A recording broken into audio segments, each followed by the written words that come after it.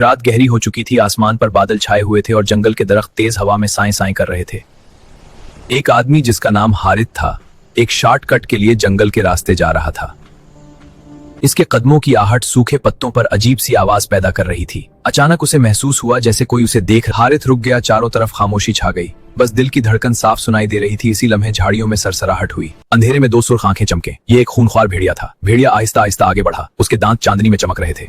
हारिथ के कदम जमीन में गिर गए, वो पीछे हटने लगा मगर अचानक टहनी से टकरा कर गिर पड़ा। भेड़िया गर्राया और एक जोरदार छलांग लगाई। हारिथ ने फौरन पास पड़ी उठाई और पूरी ताकत से वार किया। लकड़ी भेड़िए के सर पर लगी तो वो चंद कदम पीछे हटा, मगर फिर और ज्यादा गुस्से में आ गया। खौफनाक आवाज गूंज उठी, पूरी जान लगाकर चढ़ना शुरू कर दिया।